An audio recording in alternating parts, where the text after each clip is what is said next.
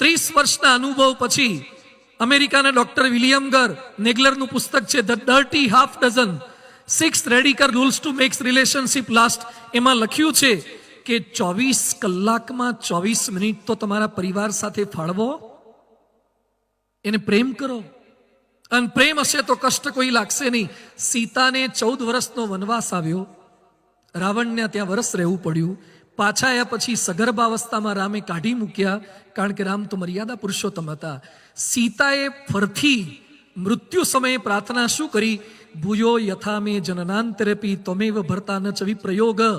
હે ભગવાન, જો મને નવો જન્મ મળે તો જન્મો જન્મ રામ જ મારા પતિ થજો.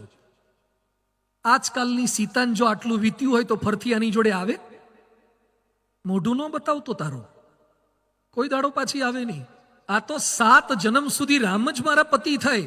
અહીંયા બેઠેલાને મારો એક પ્રશ્ન છે કે આવતી વખતે ફરથી પૃથ્વી પર જન્મ લેવાનો થાય, આવવા જેવું છે આમાં? કેટલાને પાછા આવવું છે આમ? બાકીના બધા ત્રાસી ગયા લાગે છે. ફરથી આવવાનું થાય તો તમે આ જ પરિવાર સિલેક્ટ કરો ખરા? આ જ પરિવાર મારે જોઈએ. ચલો, જેમ કહેતા હોય કે મારે આ જ પરિવાર, આ જ સાસુ, હા ધ્યાનથી સાંભળજો, મારે આ જ સાસુ જોઈએ, આ જ સસરા જોઈએ, આ જ વહુ જોઈએ. તમારા પરિવાર સાથે પ્રેમ હશે ને તો એમ લાગશે કે વિશ્વમાં આના કરતા કોઈ સારો પરિવાર નથી. આ પ્રેમનું લક્ષણ છે. પરિવાર સાથે પ્રેમ એટલે આ છે. ગમે તેવા પ્રશ્નો આવે, રાષ્ટ્ર પ્રમુખ ઓબામા એમ બોલ્યા કે હું જ્યારે મૃત્યુ પામીશ, છેલ્લો શ્વાસ લઈ રહ્યો હોઈશ, ત્યારે મારું કોઈ ભાષણ, મારું કોઈ પ્રવચન, મારો કાયદો, મારી સહી કરેલી પેન મને યાદ નહીં આવે, પણ મારા પરિવાર સાથે વિતાવેલી ક્ષણો મને યાદ આવશે. લવ યોર ફેમિલી. પરિવારને પ્રેમ કરો. પ્રેમ કરો એટલે સમય આપો. આ મોબાઈલમાં એટલો ટાઈમ બધા કાઢે છે. આવડો નાનો મોબાઈલ છે, કોણ જાણે એમાં હું ભૂત કરતા ખતરનાક છે. આવડો નાનો મોબાઈલ છે અને ખિસ્સામાં ભેગો ને ભેગો. અત્યારે ઘણા મારી કથા સાંભળે છે ને તો એ ભાણીઓ ભેગો જ રાખે.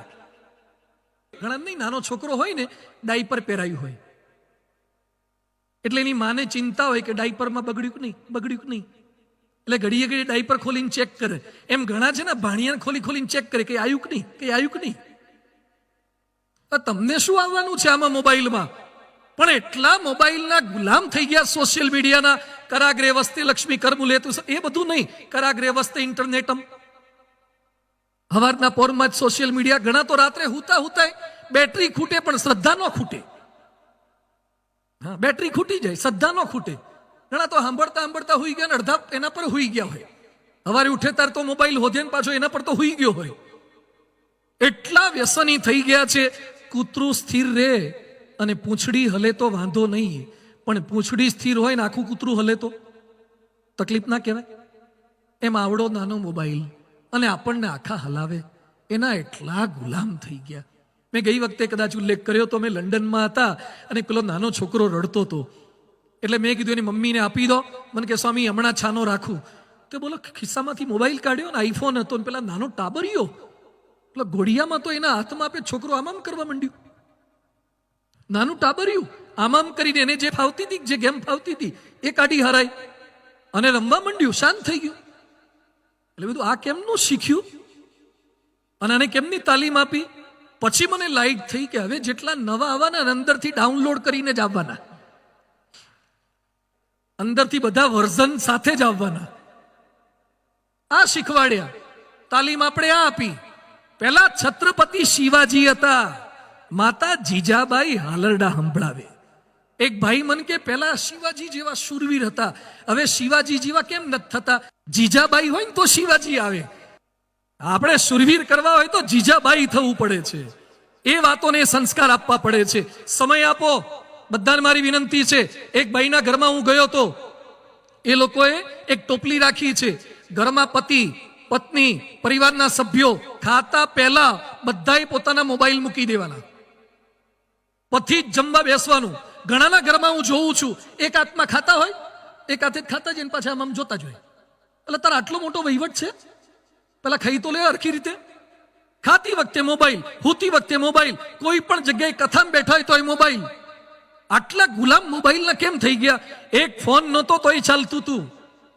એક સોફા પર પરિવારના 5 સભ્ય બેઠા હોય, 5 ઓનલાઈન હોય, અને જે જાજા ઓનલાઈન રહે ને એ લગભગ આઉટલાઈન જાય.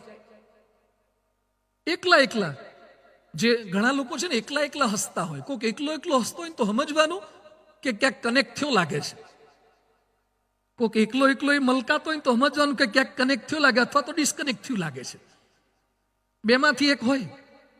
એટલા મોબાઈલમાં. હમણાં હું બોમ્બે જતો હતો, પેલી દુરંતો ટ્રેન હતી, રાત્રે 11:30 બેઠા હતા, તો એક દાદા અમારી સામેની બર્થ ઉપર સૂતા હતા, લગભગ 75-80 વર્ષના. તમે થોડો પરિચય કર્યો, પછી બધું હવે તો દાદરે ઉતરવાનું છે, સવારે 6-6:30 ઉતરવાનું સેન્ટ્રલ, કે દાદર સૂઈ જઈએ. હું જોતો તો દાદા કરે છે હું, કે દાદાએ હેન્ડ્સ ફ્રી કાઢી કાનમાં ભરાઈ, અને દાદા 80 વર્ષના દાદા રાતે આમ 11:30 શરૂ કર્યું. બોલો, ટચ સ્ક્રીન. હવે આ દાદાને જન્મ્યા પછી તો મોબાઈલ હતોય નહીં, હમણાં પણ હારા એવું શીખી ગયા ને. હવે તો મોટી ઉંમરના ડોહા ડોહી બેઠા ગહતા હોય છે, આમ ગહતા હોય છે. હવે તો વોટ્સએપમાં નથી કંઈક આવતું, પેલા ચિમ્પાન્જી આમ જોતા હોય છે. એટલે તમને હારો મોબાઈલ વાપરતા આવડે એમાં અભિમાન ન કરો, કારણ કે વાંદરા એ વાપરતા થઈ ગયા છે, ચિમ્પાન્જીઓ એ મોબાઈલ વાપરે છે. પણ જે મોબાઈલને લીધે તમારો પરિવાર ગૌણ થાય ને એટલો ના વાપરો એની ના થઈ, પણ સંબંધો બગડે એટલો મોબાઈલ ના વાપરો. સમય આપો, પરિવારને સમય આપો. સુખમાં યાદ કરો, દુઃખમાં યાદ કરો. પરિવારના સભ્યોને આદર આપો, માન આપો. સરદાર વલ્લભભાઈ પટેલ કોર્ટમાં કેસ લડતા હતા, અને માતુશ્રી આવ્યા, માતાને પગે લાગી ગયા. એની ખબર કાઢે, ખબર અંતર પૂછે. પરમ પૂજ્ય પ્રમુખ સ્વામી મહારાજ, અમે 1200 સંતો અને દેશ વિદેશમાં લાખો હરિભક્તો, એક હરિભક્ત માટે એટલો એમણે સમય આપ્યો છે, એટલો પ્રેમ કર્યો છે, એટલી લાગણી એમને દરેક માટે હતી. કોઈક સાજા માંદા હોય ત્યારે ત્યાં પહોંચી જવું, એના ખબર અંતર પૂછવા. આ સ્વામીજીએ સંસ્કાર આપ્યા હતા, એટલે પ્રમુખ સ્વામીજી ધામમાં ગયા ત્યારે સારંગપુરમાં એમના અંતિમ દર્શન માટે 3 દિવસમાં 25 લાખ લોકો આવ્યા હતા. 25 લાખ લોકો. આ પ્રમુખ સ્વામી મહારાજનું ઇમોશનલ બેંક બેલેન્સ હતું. તમે ડિપોઝિટ કંઈ કર્યું ના હોય તો વિથડ્રો શું કરી શકો? તમે કોઈ દિવસ અંદર જમાત નથી કરાયું તો ઉપાડ કરી રીતે મળશે તમને. બીજું છે લોયલ વિથ ફેમિલી, પરિવારને વફાદાર રહો. એકવાર માછલીના બચ્ચાએ એની મમ્મીને પૂછ્યું કે મમ્મી, આપણે પાણીમાં રહેવાનું, પાણીમાં જ સ્કૂલ, પાણીમાં જ લગ્ન, પાણીમાં જ ફરવાનું, અને માણસો બધા જમીન પર કેમ રહે? માછલીએ જવાબ શું આપ્યો? કે જે ફિશ હોય પાણીમાં રહે ને સેલ્ફિશ હોય જમીન પર રહે. જે સ્વાર્થી હોય, થોડાક સ્વાર્થ માટે ગમે ત્યારે ગમે તેને દગો લઈ શકે, એનું નામ માણસ છે. પણ આજે મારે વાત એ કરવી છે કે સાપ ગમે તેટલી જગ્યાએ વાંકો ચાલે, પણ દરમાં તો સીધા થવું પડે. એમ બહાર ગમે તેટલા કદાચ દોષો, સ્વભાવ, પ્રકૃતિ આપણા છતાં થઈ જતા હોય, પણ પરિવારના સભ્યોને વફાદાર રહેજો. વફાદારી એટલે ખોટું બોલાય નહીં, પણ આપણને અંગ્રેજી સિસ્ટમે તાલીમ જ ખોટી આપી. નાના હતા તાર છોકરાઓને કવિતા કઈ શીખવાડી? Johnny Johnny what papa, eating sugar no papa, open your mouth. અરે મોઢું ખોલ્યું તો અંદર ખાંડ હતી, અને ટેલિંગ લાઈ, ખોટું બોલતો હતો. પહેલેથી છોકરાઓને ખાંડ ખાવાની પણ બાપ આગળ ખોટું બોલવાની કવિતાઓ શીખવાડી, એટલે મોટા થઈને ખાંડ ખવડાવે ને. તાલીમ જ આપણી આ થઈ.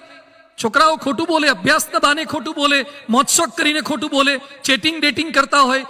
પથારીમાં તમારી હાજરીમાં એ જુદું વાંચે છે. તમારી હાજરીમાં બુક હોય છે ને તમારી ગેરહાજરીમાં ફેસબુક હોય છે. ચેટિંગ ડેટિંગ, સંબંધો જુદા. તો એટલી વફાદારી કેમ આપણે રાખી શકતા નથી? વફાદારી એટલે ખોટું બોલે નહીં. રામ 14 વર્ષનો વનવાસ આવ્યો, પણ જે પિતાને વચન આપ્યું હતું કે જંગલ સિવાય ક્યાંય નહીં જવું, તો શૃંગવેરપુરમાં પણ ન ગયા, ને લંકા જીત્યા પછી લંકામાંય ન ગયા. ગાંધીજી વિલાયત અભ્યાસ કરવા માટે ગયા, અને માતાને પ્રોમિસ આપ્યું હતું કે દારૂને હાથ નહીં અડાડું. તો ગાંધીજીને અંગ્રેજો સમજાવતા જતા દારૂનો સ્પર્શ નથી કર્યો. જાદુગર કેલાલ રાજ કપૂરની પાર્ટીમાં ગયા, પણ પૃથ્વીરાજ કપૂર એના બાપને વચન આપ્યું હતું, એટલે એને દારૂના પ્યાલાને સ્પર્શ પણ નથી કર્યો. વચન જેને આપ્યું હોય ને એને પાળજો પાછા. પરમ પૂજ્ય પ્રમુખ સ્વામી મહારાજ સુંદલપુરામાં હતા અને હાર્ટ એટેક આવી ગયો 1983 વર્ષમાં. આમાંથી જેને હાર્ટ એટેક આવ્યો એને દુખાવો ખબર પડે. સ્વામીજીને સુંદલપુરાથી વડોદરા લઈ જતા હતા અને રસ્તામાં અચાનક ગાડી ઊભી રખાવડાઈ પ્રમુખ સ્વામી મહારાજે. એટલે સેવકો પાછા ગભરાઈ ગયા, બીજી ગાડીવાળા તાત્કાલિક આવે, શું થયું, દુખાવો વધી ગયો. પ્રમુખ સ્વામીજી તૂટતા અવાજે, તૂટતા શબ્દોમાં શું બોલ્યા કે આણંદવાળા ડાયાભાઈ ગજ્જરના ત્યાં પારાયણમાં જવાનું આપણે કીધું છે, પણ મને હાર્ટ એટેકનો દુખાવો થયો છે, મને તાત્કાલિક તમે ડૉક્ટર પાસે લઈ જાઓ છો, તો હું પારાયણમાં નથી આવી શકતો, તો મારા બદલે માફી માગજો અને કોઈ બીજા પારાયણમાં ત્યાં જઈ આવજો. આને વફાદારી કહેવાય. એકવાર જેને વચન આપ્યું હોય એને કોઈ પણ ભોગે એને સાચવવાની વૃત્તિ છે. પરિવારને પૂછ્યા વગર નિર્ણય નથી લેવાનો. વનવાસનો સરસ પ્રસંગ આવે છે પાંડવોનો. પાંડવો જંગલમાંથી પસાર થતા હતા અને બધા સૂતા હતા. ત્યાં પેલો ચોકી કરવા માટે ભીમ જાગ્રત હતો અને ત્યાં એક બાઈ આવી, હિડીમ્બાઈનું નામ. અને હિડીમ્બાઈ ભીમને જોયો એટલે ભીમ ગમી ગયો.